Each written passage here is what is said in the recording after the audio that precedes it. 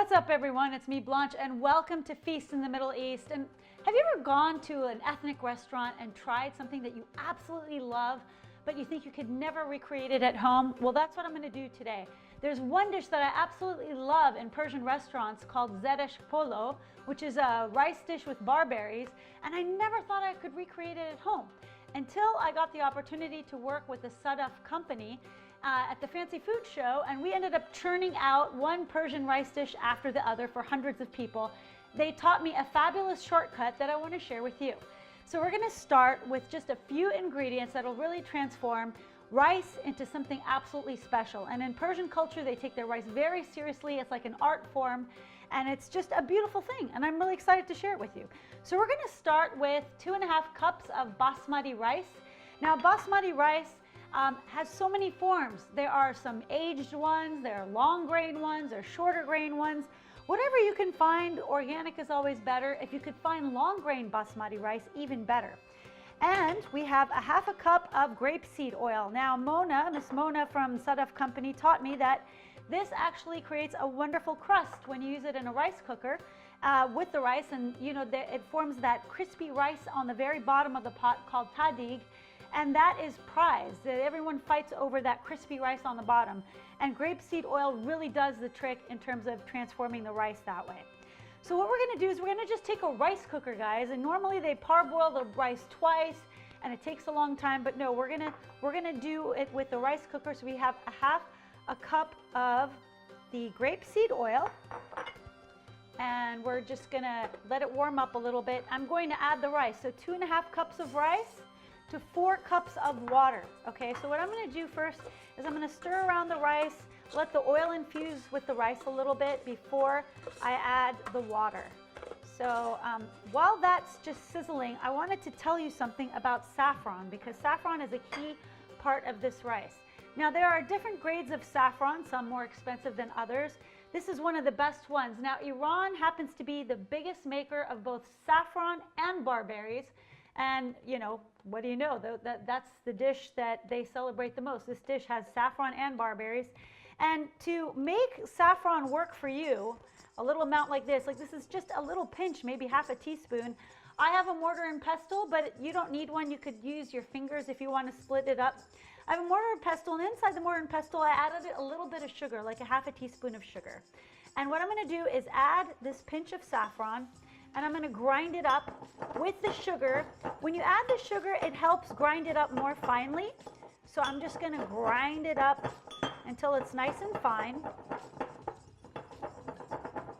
And then I'm going to add it to boiling water. The reason why I'm going to add boiling water to the saffron is it will open up the aroma and flavor of the saffron.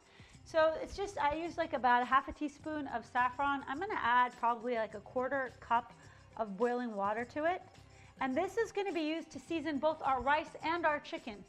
So a little bit goes along with it with the saffron. So I'm just going to stir it around like this. There we go. It's got that nice red color that we want so much, and that beautiful saffron aroma.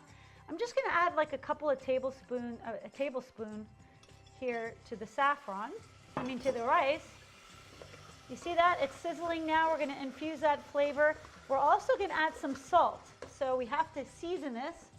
So use some salt, about 1/2 teaspoon of salt. All right, so we're going to stir that around, and we're going to add the 4 cups of water, and we're going to just let it sit in the rice cooker. So here we go. Add the 4 cups of water. Awesome. Just stir that around. I'm just going to add a little bit more salt just to make sure. You can try the water yourself even before you cook it to make sure that it's seasoned properly. And I'm just going to let this cook in the rice cooker for a while.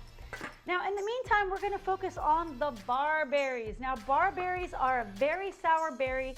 They are rich in vitamin C, but they happen to be, they need washing. Okay, so when you get your barberries, like I ordered mine online, you could order them online, or you could find it in most Middle Eastern stores or markets. You want to rinse them in a sieve over and over and over again, and then let them sit in water, because sometimes they might have stones, and you want to make sure those stones leach out. So I rinse these about 6 or 7 times actually, And then I let it just sit in water for about a half an hour so that they plump up a little bit, okay? So what we're gonna do is we are going to actually saute the barberries in some butter. Now you don't have to use butter if you don't want to. If you want to keep it vegan, you could also use grapeseed oil. So you see I have some butter. This is about 2 tablespoons of butter.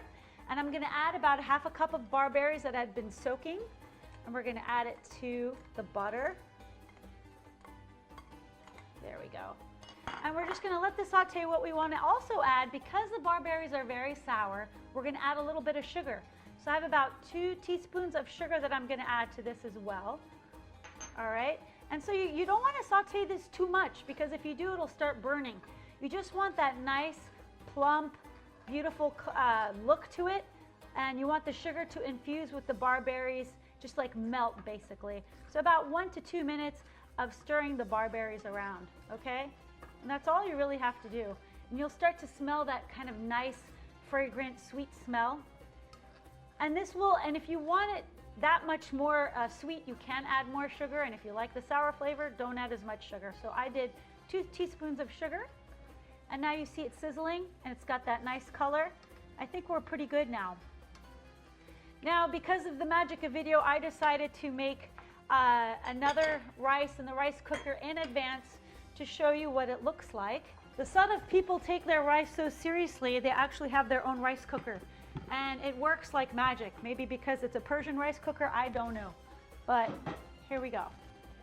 Here we go. I've got the rice, so I'm crossing my fingers. This one has been sitting in the rice cooker, and I'm crossing my fingers that it's going to be nice and crispy on top like I want it to be. Well, actually, before I do that, let me show you guys another trick. This is what some Persian families do. You see the rice on the top? They take some here, and they add it to the bowl. And what they do is they infuse it with more butter and more saffron before they add the rest. They do it in layers. So here I have 2 tablespoons of butter that has been melted. I'm gonna mix it in with the rice. I know, you guys, this is really rich, but this is like a special occasion rice, okay? And I'm gonna add a couple of tablespoons of the saffron water. Okay, and I know this is buttery, and we're gonna mix it all up, and then we're going to add it to the rest of the rice on the bottom before we flip it over. I'm gonna live dangerously here. So here we go. We're just gonna mix this rice up on the bottom. So it's got that pretty yellow color. All right. So what I'm gonna do is sort of flatten it up before I flip it over. Okay, so here we go.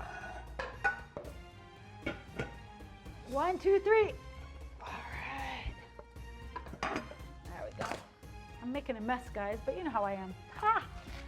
Okay, now, this is another trick. If you don't want to deal with saffron at all, SADAF also makes a saffron spray. You could spray the top. Look at this. Isn't that pretty? Easy. And you could do this, if you don't even want to deal with saffron and boiling it, you just use the saffron spray. And now what we're going to do is we're going to spoon the barberries on top of the rice, just like this. Buttery gorgeousness, okay? Good flavor does come at a price. I mean, you can't try to make this while skimping on the flavors. And like I said, if you are vegan and you don't want to deal with butter, you can use grapeseed oil, and you could even put the barberries in grapeseed oil. Look at that. Isn't that beautiful? It looks like a cake.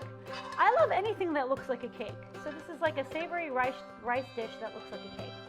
And what we're going to do for extra flavor and crunch is pistachios are traditionally used. So I'm going to top it with some pistachios. It smells so good. And so this is going to be part 1. And I can't wait to show you how to make the chicken to layer over this rice. Now, isn't that gorgeous? Now, you might think, oh my gosh, that's so hard to make. Look how quick. I mean, usually the traditional way is they boil the rice, they parboil it, then they return it back, and they have to test for the consistency of the rice. When you use a rice cooker, it makes life so easy, and it makes it faster for you as a working person. You don't have time to parboil. Just put in the rice cooker, let the grapeseed oil do its magic of making that crispy crust, and you're good to go. Isn't that a gorgeous rice dish? Now wait till you see the phenomenal chicken that's going to go along with it, which I'm going to show you how to do in my next video. In order to see it as soon as I upload it, just hit the subscribe button, hit like, share with your friends that love Persian food as much as I do. And I can't wait to share this chicken dish with you. Until next time, sahten.